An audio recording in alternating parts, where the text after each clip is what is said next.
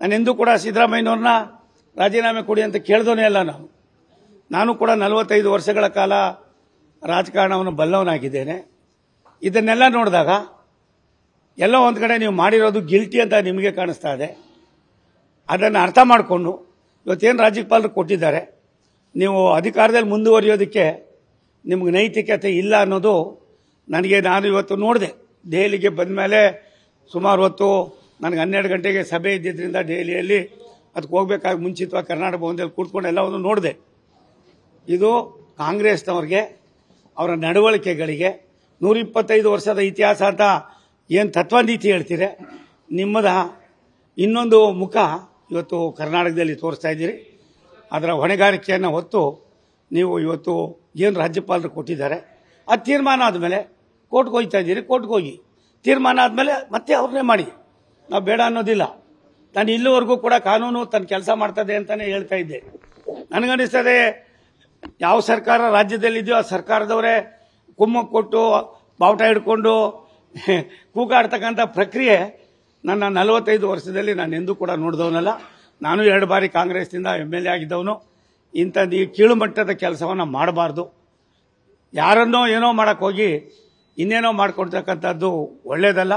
ಕಾನೂನು ಎಲ್ಲರಿಗೂ ದೊಡ್ಡವ್ರು, ಯಾವ ಕಾನೂನಿಗಿನ್ನ ದೊಡ್ಡವ್ರು ನಾವು ಯಾರೂ ಅಲ್ಲ ಅಂತ ದಯವಿಟ್ಟು ನೈತಿಕತೆ ಹೊತ್ತು ಸನ್ಮಾನ್ಯ ಸಿದ್ದರಾಮಯ್ಯನವರು ರಾಜೀನಾಮೆಯನ್ನು ಕೊಡೋದು, ನಿಮ್ಮ ಚಟುವಟಿಕೆಗಳು, ನಿಮ್ಮಲ್ಲಿ ಮಾಡ್ತಾ ಇದ್ದ ದೊಂಬರಾಟ, ಕಾಂಗ್ರೆಸ್ನಲ್ಲಿ ನಡ್ಕೊಳ್ತಾ ಇರ್ತ ರೀತಿ ನೋಡಿದ್ರೆ ಅಸಹ್ಯ, ಹೇಸಿಗೆ ಅನ್ನಿಸ್ತದೆ.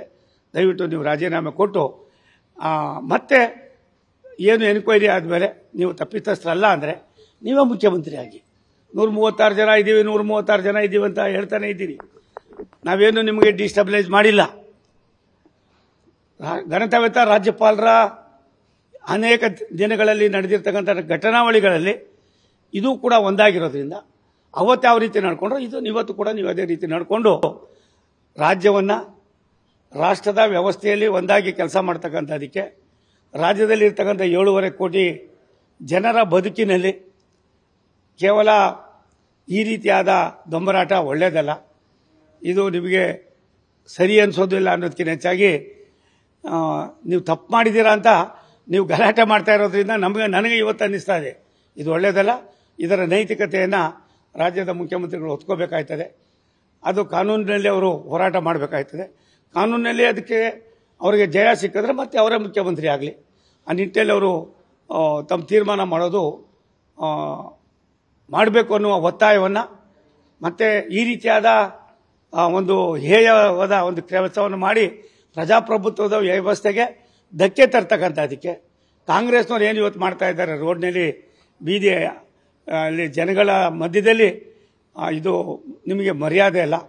ಇದಕ್ಕೆ ತಕ್ಷಣವೇ ಇದನ್ನು ತಾವು ನಿಲ್ಲಿಸಿ ಕಾನೂನು ಚೌಕಟ್ಟಲ್ಲಿ ಹೋರಾಟ ಮಾಡಿ ಅಲ್ಲಿವರೆಗೂ ಕೂಡ ರಾಜ್ಯದ ಮುಖ್ಯಮಂತ್ರಿಗಳು ರಾಜೀನಾಮೆ ಕೊಟ್ಟು ನಿರ್ಗಮಿಸೋದು ಒಳ್ಳೆಯದು ಅಂತ ನನ್ನ ಸ್ಪಷ್ಟವಾದ ಅಭಿಪ್ರಾಯ. ನ್ಯೂಸ್ ಫಸ್ಟ್ ನಿರ್ಭೀತಿಯಿಂದ ನಿಮ್ಮ ಪರವಾಗಿ.